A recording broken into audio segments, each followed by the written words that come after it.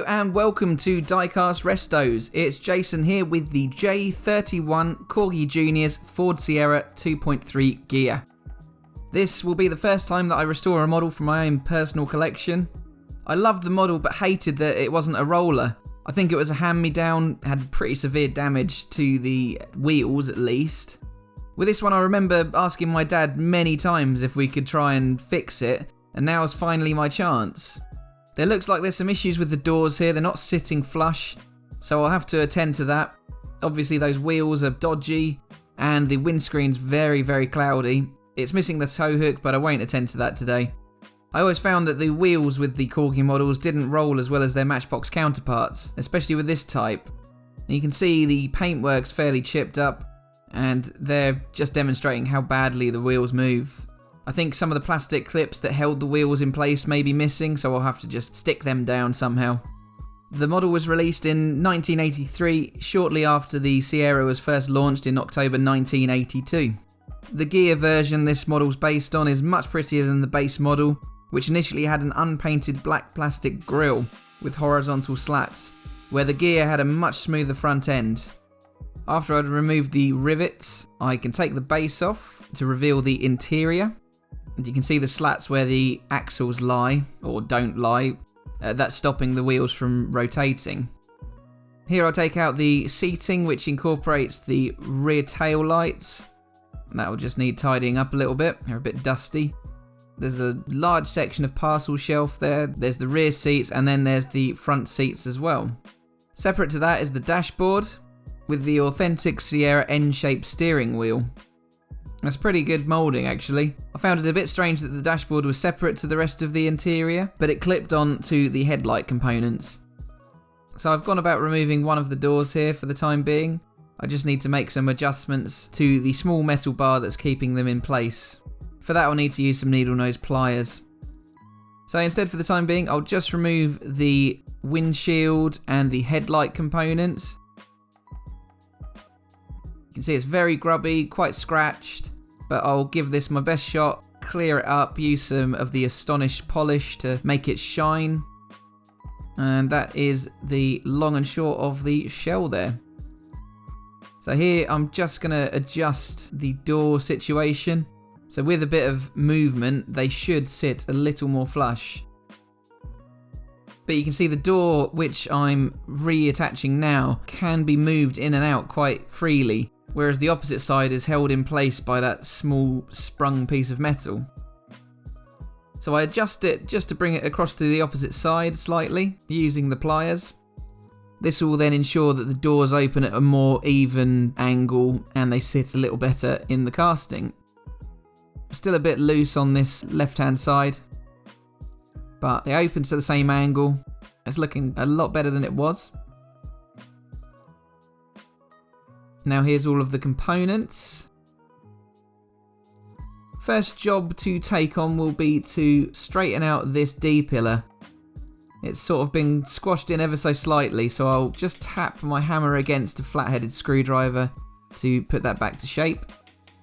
Then with the doors attached, I will pop the model into a bowl and pop some caustic soda on it.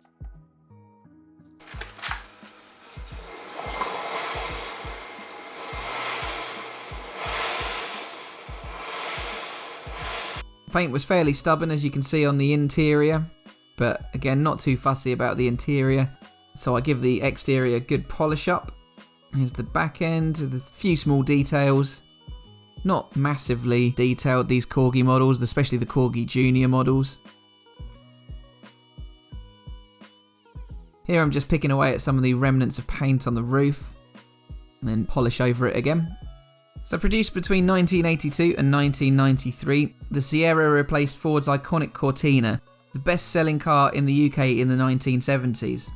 The Sierra had aerodynamic styling, well ahead of its time, with only minor cosmetic changes during its production span. It stayed ahead of the game against its more traditional counterparts. It had originally been compared to a jelly mould, owing to the aerodynamic shape compared to the Cortina.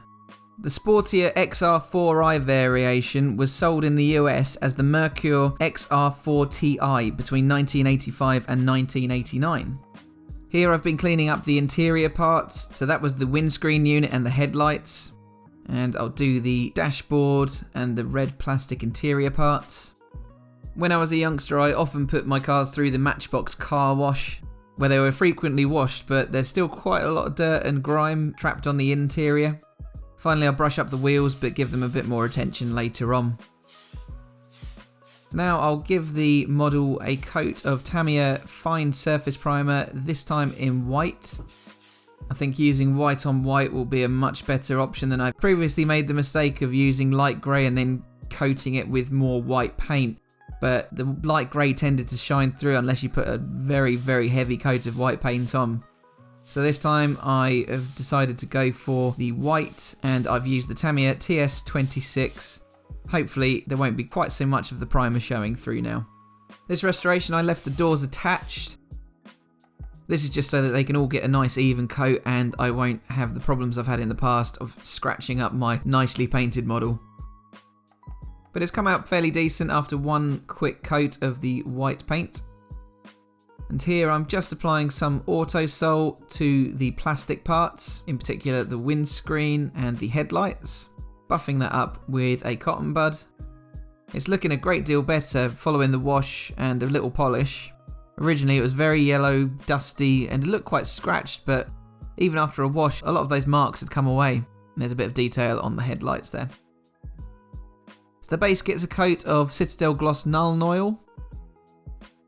This will help make it look a little fresher and help really highlight those black bumpers. I also apply some over the wheels, just to make them shine again, and I'll tidy up the chrome parts a bit later on. Due to the sheer size of the clear plastic parts on this model, instead of a shot glass, I've had to pour the Astonish straight into a larger container. This is the most I've used in any one session, but it is completely reusable. Here I'm just blotting away any of the runoff of that Astonish. And then I use another container to cover over it. Here I'm using my Molotow Chrome paint pen on the wheels. This is just to shine up those metallic parts, gently adjusting it. I just don't want to fill in the gaps. So I'm using my 1mm pen. And then I can do the interior parts. But I think you'll agree this is looking pretty decent. Trying to make the most of what I've got, reusing the original parts. And I'll just add a dab onto the ends of the axles. And now we approach the reassembly stage. So I pop in the clear plastic windscreen and the headlights. The dashboard's clipped on there, and then the interior seating and the rear tail lights fit over the top. I had to reattach the base using glue for this one because the rivet post was so tiny I could not thread them again. But this is what we started the day with. A very grimy, non-roller Corgi Ford Sierra. It had suffered a bit of damage to the D-pillar on the driver's side. The doors were hanging rather awkwardly. Obviously needed some attention to try and fix those. But I think the most noticeable thing, other than the doors, is that windscreen. Just how dirty and horrible it originally looked. So this Sierra was looking a bit rough. My aim was just to bring it back to its peak. And here's what she looks like now. A nice new coat of the Tamiya white paint. The cleared up windscreen and headlights. Wheels repaired. And now a roller as well, I'm pleased to announce. That D-pillar on the driver's side has been straightened out, and I'm proud to put this one back in my collection once again. I'm really happy with the way this has come out. And one of the things I'm more impressed with is just the wheels. I think they look as if they'd come straight out of the factory. But I'm really happy with it. I didn't paint any of the details in. Again, I was just trying to keep this one original rather than a custom. But anyway, thank you very much for stopping by and watching. Please like, share and subscribe, and do check out my Patreon page. And I will catch you again for the next one. Bye for now.